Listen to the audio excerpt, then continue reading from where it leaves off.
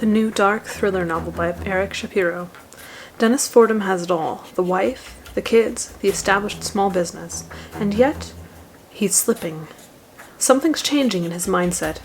He's regretting all the chances that he never took, and he's getting a bad itch to visit illicit massage parlors. Even worse, he's also starting to talk kind of funny. Only it's not a joke. His strange words terrify his dental hygienist, who tells his whole Northern California community that he harassed her. When Dennis tries to push back, he's met with intense resistance, which is when his troubling thoughts turn into violent ones. A story of red rage, red madness, and a bright red, all-American, hyper-masculine psycho, Red Dennis gives us a man on the edge and invites us to follow him down into the abyss. Right, Red Dennis is a psychological, dark thriller, somewhere between thriller and horror novel, that talks about, it's a descent into madness, and it focuses that madness on the political realm, but it's not about one person's politics in general. It's more watching a person try to adjust his views in order to acknowledge the other side, but also continue believing that his side is the right side.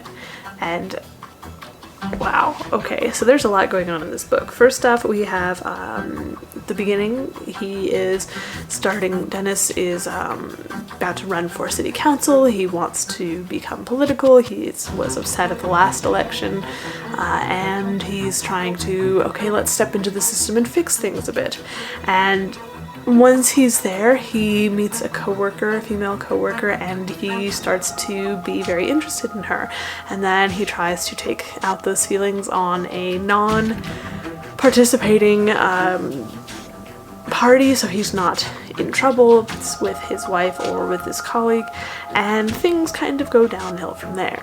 So it's sort of like a descent into madness, one of those standard Dante-esque books, but the madness focuses on a person, specifically an American male's worldview as defined by politics. And now, this book really doesn't care which side you're on. It truly doesn't. The main character starts out on the left. He talks with people on the right, and the political world kind of shifts all the way in between. It's definitely more about perception than it is reality, and how one person's perception of that can get twisted and shift, and it's very intense. Yeah.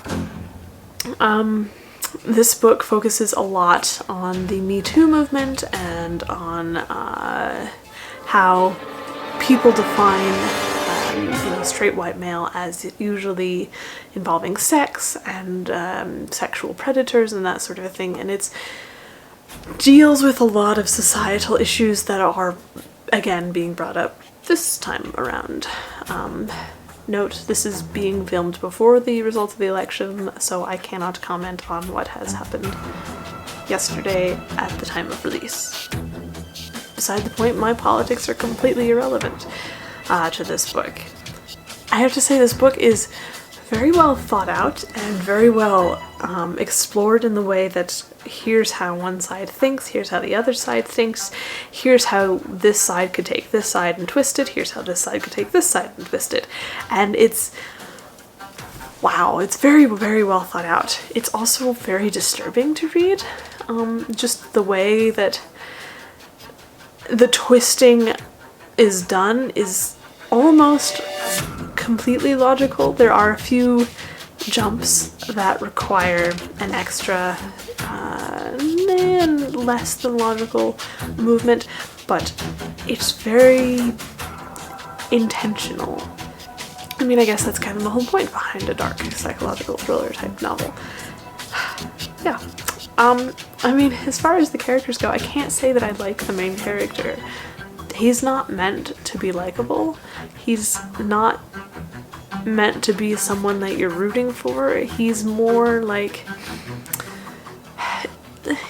watching a train wreck in slow motion, and you know it's going to happen, but there's nothing that you can do, so you just watch.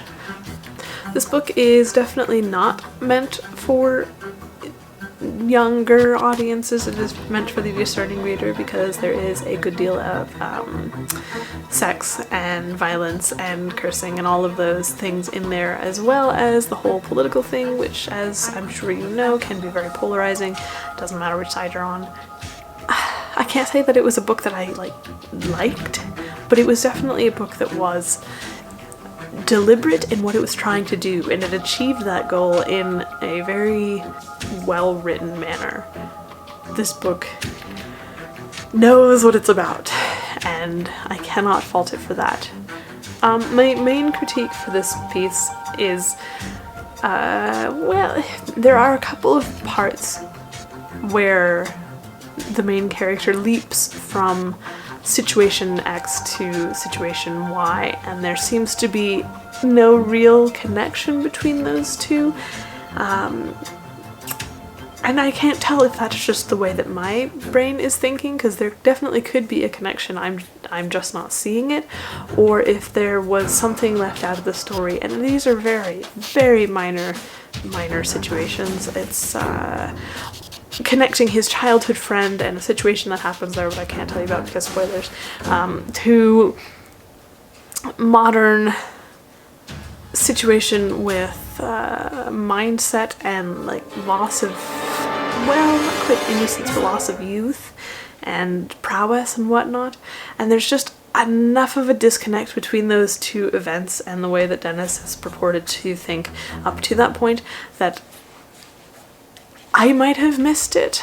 It just didn't feel like it was quite there. And again, that could just be me and the way that my brain doesn't think about these things, because I really don't like politics and I don't think about things like that.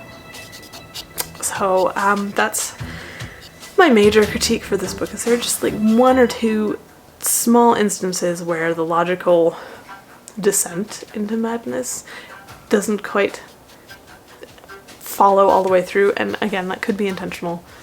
I'm just not aware of it. So, yeah. If you are interested in this book, which might actually be the case considering whatever it is that has happened with the current election, I mean, I just don't know, then as usual, all of the links will be in the description box below. It is a well thought out, well written, dark, psychological thriller slash, well, sort of horror. I mean, the whole point of horror is to evoke emotion of a disturbing nature, so I guess that worked. But, I mean, I don't know. My genre identification skills are poor at best.